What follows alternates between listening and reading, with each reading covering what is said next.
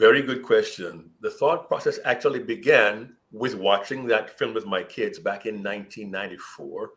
I got to this one scene in the movie with Gaston and the beast and the villagers, and I thought, this is a lesson, excuse me, my children need to hear.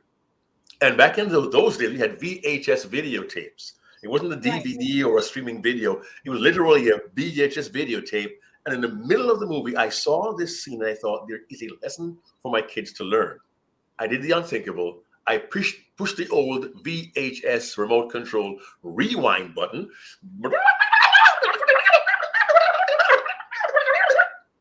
I literally rewound the videotape and said, kids, watch this. It's a lesson that we need to learn. And having taught my kids that lesson, I thought it would be a good idea to share that message with Toastmasters as well. And that was the thought process behind taking a Disney movie, finding that one message, and crafting a speech around it. In terms of the personal side of it, the personal pieces were small. My family, my wife, my kids, and I watching a movie, having fun, and learning a lesson. And the lesson was magnified in my mind when I thought about Pat Harper, the journalist, again, one more true story in New York City, and the homeless. The personal side was one line.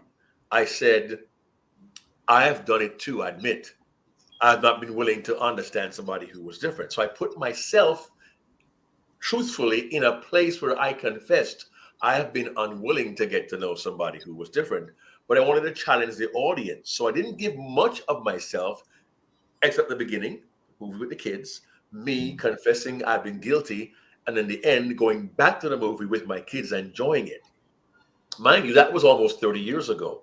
And much of what I teach now, I didn't know then. And I'm thankful that even though I didn't know as much then, I was effective enough on that day to leave a powerful enough message for the audience to remember it. And here's the most important piece, at least to me, most interesting piece. I gave that speech almost 29 years ago at the World Championship.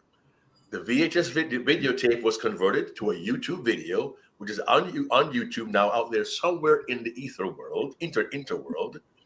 And people are still commenting on my contest speech from August 1995, which tells me the message is still valid, Yeah. which is encouraging, but to some extent a little bit saddening, because why should we still need that message if we're more enlightened individuals, 21st century?